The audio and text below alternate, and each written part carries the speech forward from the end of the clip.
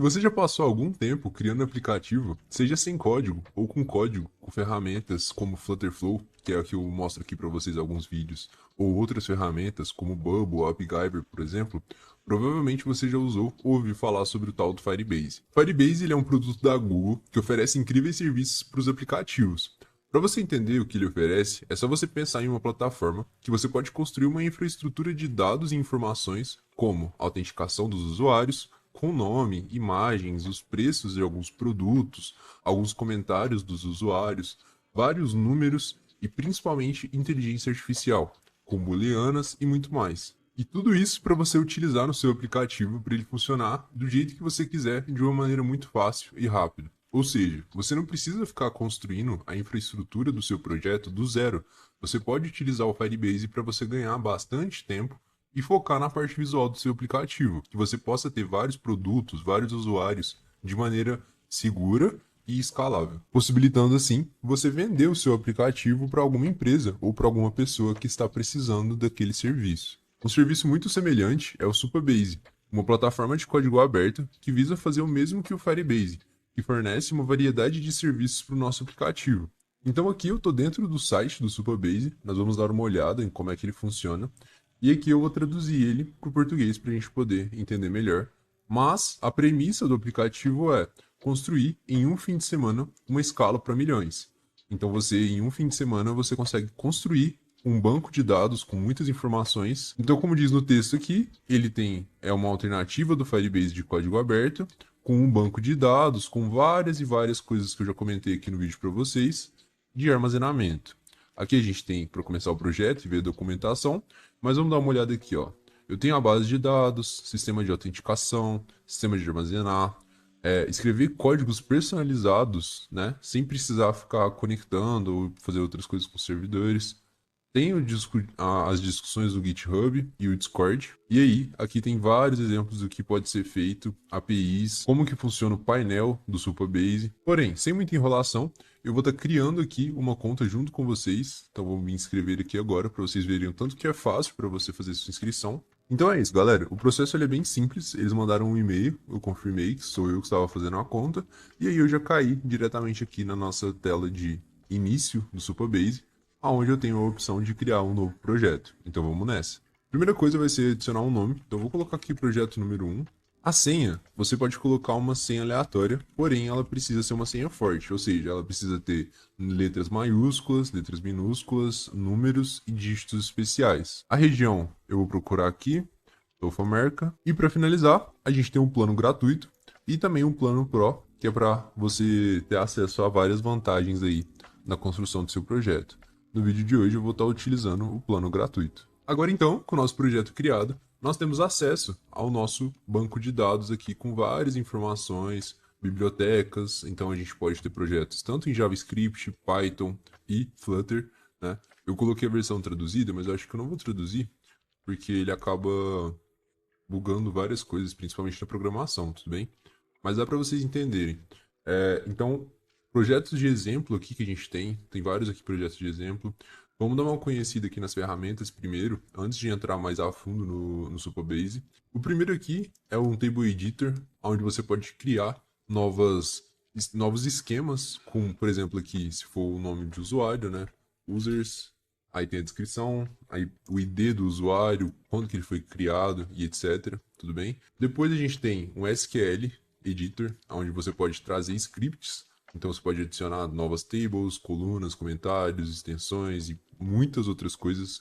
Lista de to-do, olha só que bacana. Depois vem o nosso querido database, onde você pode criar também o seu banco de dados com outras várias funções. A gente tem extensões, algumas rules, replicações, webhook que está no alpha, mas isso aqui é muito, muito, muito poderoso, muito interessante. Eu mesmo utilizo bastante webhook nos meus projetos. Como eu tinha dito no começo do vídeo, também tem sistema de autenticação com políticas, os provedores, template de e-mail, olha só que bacana. Configuração de URL também. Como não pode faltar, tem a storage, onde vai ficar salvo algumas imagens. E se por algum acaso seu projeto também precisa de programação por fora de terminais de instrução com coisas no Supabase, basta você criar uma nova função, deployar essa função aqui, e aí você pode puxar as suas funções como você quiser, tudo bem? Então, primeiro você precisa criar um acesso de token para você ter esse acesso a fazer essas configurações, essas mudanças e tudo mais. Porém, é muito importante, é muito interessante, dá para fazer muita coisa legal aqui. Aqui embaixo tem os gráficos do projeto, aonde você vai ter uma visão por cima do seu projeto, se está tendo boas navegações, as telas estão funcionando tudo direitinho, a infraestrutura está bem saudável, as ações estão tudo funcionando do jeito que você precisa que funcione, e etc. Como vocês puderam ver, tem muita coisa que é muito semelhante ao Firebase, só que tem também bastante coisa diferente. E falando de coisa diferente, o principal para mim é o esquema que o banco de dados aqui ele funciona. Porque ele não funciona do mesmo jeito que no Firebase. Aqui ele utiliza um jeito de Postgres, ou seja, são com programações, um jeito de você utilizar o seu editor, na verdade na linguagem de SQL. É um banco de dados utilizando muitas relações. E isso é um banco de dados que já existe há muitos e muitos anos. É um dos principais bancos de dados que foram inventados pelos seres humanos. Então, se você já teve algum contato com programação, independente da linguagem que seja, provavelmente você já deve ter visto um banco de dados desse jeito. Mas, se você apenas utilizou o Firebase na sua vida inteira, então provavelmente você nunca deve ter visto nada desse jeito. Vamos aqui que eu vou explicar para vocês como que isso funciona. A ideia do aplicativo de hoje que a gente vai ser um aplicativo muito simples. Eu vou abrir aqui uma nova table. O nome dela vai ser um aplicativo de to-do.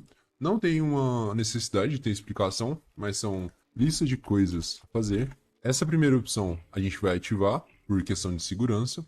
E aqui não tem necessidade de a gente colocar, né, as informações no real time. O primeiro campo vai ser o ID do meu documento, a mesma coisa que existe lá no Firebase, ou seja, é um número com letras e números aleatórios, que é para identificar como se fosse a identidade. O segundo campo é quando que ele foi criado, e ele tem o valor de agora, ou seja, se eu clicar aqui, ele vai ver o dia, o mês, o ano e a hora que eu acabei de criar esse documento.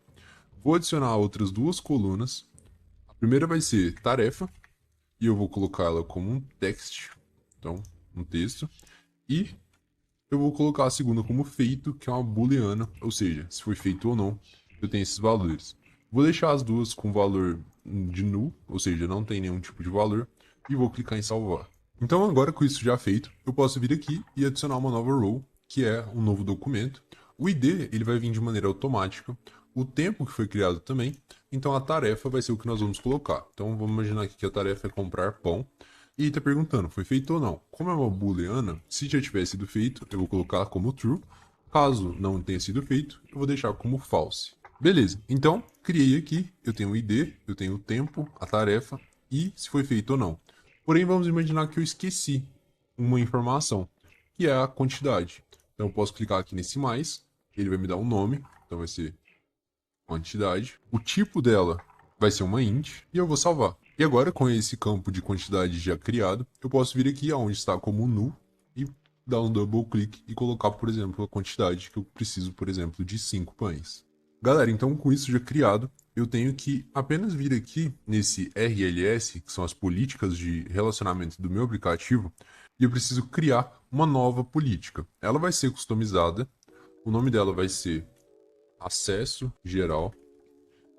Nesse caso, para quem que vai ser essa política? Eu posso selecionar, inserir, dar um update ou deletar, mas no caso do meu projeto, como é um projeto de teste que eu estou fazendo aqui para o vídeo de vocês, eu vou apenas colocar aqui para todos. Vou colocar aqui que a segurança ela é verdadeira, mas eu vou dar um review aqui para poder salvar a minha política que eu acabei de criar. Com isso já criado, nós podemos voltar aqui no editor, ver que eu tenho uma nova tela, que é a tela que eu criei, o meu banco de dados do To-Do. Eu tenho o meu ID com minha tarefa, e agora eu tenho uma política de RLS que já está ativa. Ela tem acesso geral e ela está aberta ao público. E com isso, eu já consigo levar essas informações que estão no meu banco de dados aqui no Supabase para o Flutterflow. Então vamos lá.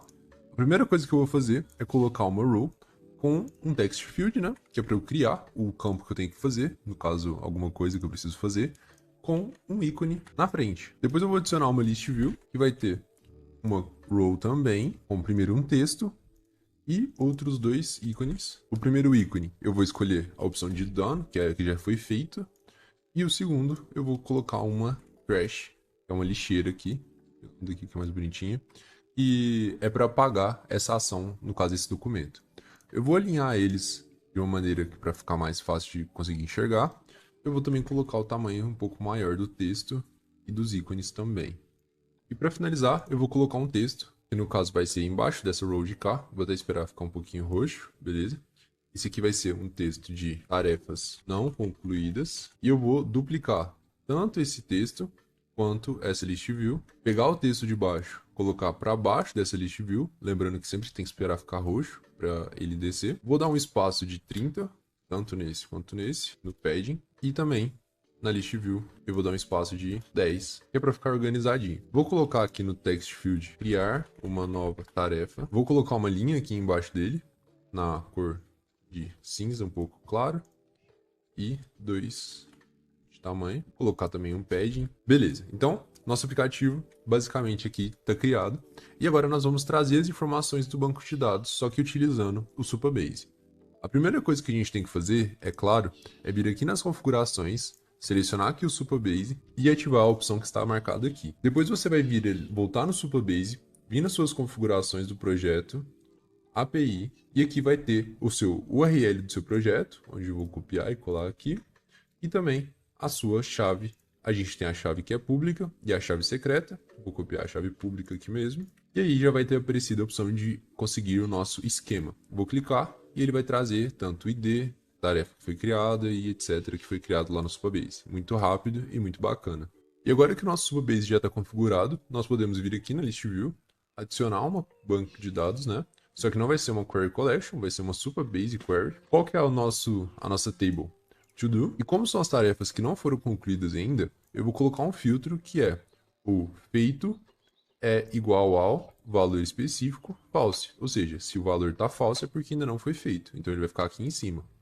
Eu vou vir aqui, confirmar, criar e copiar essa list view, porque eu vou colar ela aqui embaixo também, apenas fazendo uma única alteração.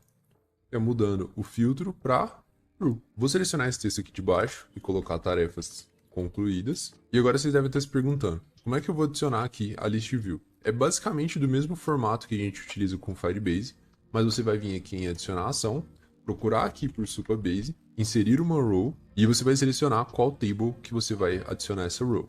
Você vai adicionar os campos, né? O ID e quando que ele foi criado não precisa porque é automático. Agora, a tarefa você vai adicionar de uma variável, que é do widget state, criar uma nova tarefa.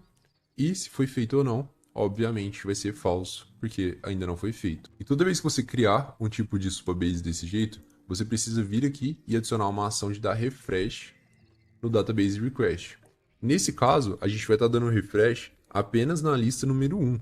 Por quê? Porque é apenas a lista onde não está feita, tudo bem? Vou até colocar um nome aqui, list view. Vou mudar para não feito. E na de baixo eu vou colocar o nome de concluído. Então aqui eu vou apenas atualizar a não feito. Com o banco de dados já adicionado no nossa list view, eu posso vir aqui no texto e adicionar do to do tarefa, tanto em cima quanto embaixo. Beleza, e agora, como é que eu vou clicar? Eu vou clicar aqui nesse ícone e adicionar ele na tarefa de baixo, como se ele já fosse concluído. A lógica, galera, é a mesma. Eu vou adicionar aqui uma ação, update, só que vai vir, não é do Firestore mais, é do Supabase. Então eu vou dar um update na row. E ele vai estar me perguntando, tá, qual que é a table? É o to do.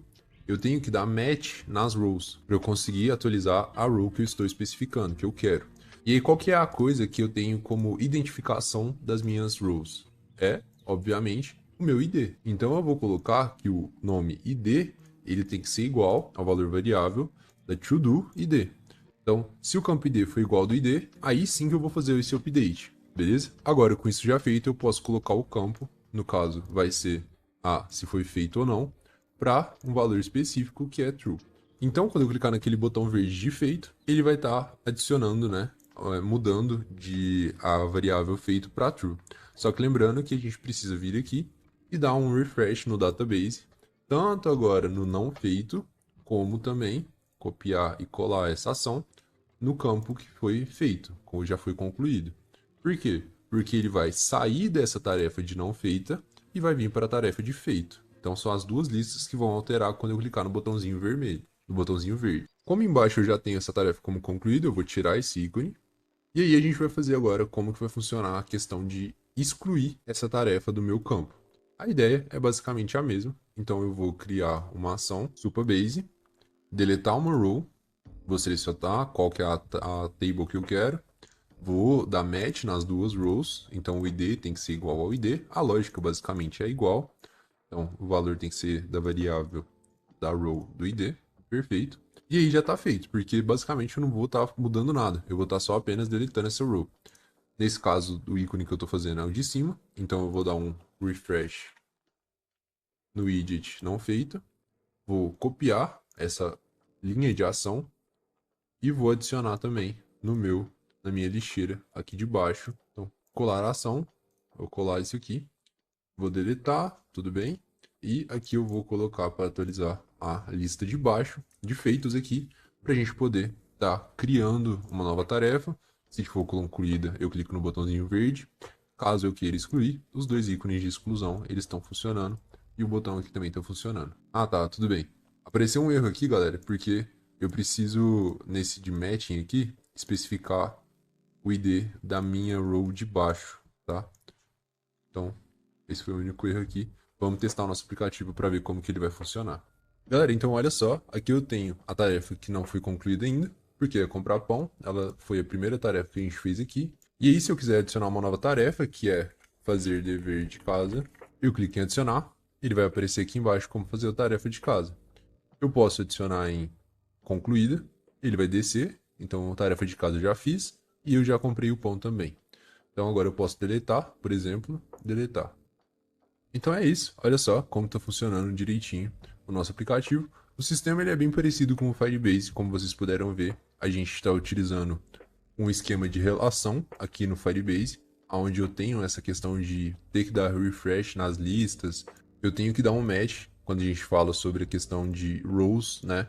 Tem que ter o ID igual ao outro. Então assim, a questão de construção de um aplicativo usando o Supabase, ele é muito inferior ainda ao Firebase em relação a principalmente a conectar a questão de usuário. No Flutterflow ele ainda não permite você criar o usuário com o Supabase, apenas com o Firebase, porque é uma extensão. O Supabase, como vocês podem ver aqui, ele ainda está em fase de beta, beleza? Então, com o desenvolvimento e com as melhores que o Supabase vai oferecer para nós, ele vai começar a ganhar um pouco mais de visibilidade. Porém, ainda o Firebase é o principal aqui do Flutterflow e a gente vai estar utilizando ele bastante aí nos próximos vídeos. Então, se você gostou do vídeo de hoje, achou relevante o conteúdo, se inscreve, deixa um like aqui no canal, que isso de maneira muito rápida me ajuda muito, galera. A gente chegou essa semana a 200 inscritos, então muito obrigado mesmo. Eu fico muito feliz com essa disposição que vocês estão dando aqui pro canal, beleza? Então, eu fico por aqui, espero que vocês tenham gostado e até mais, galera.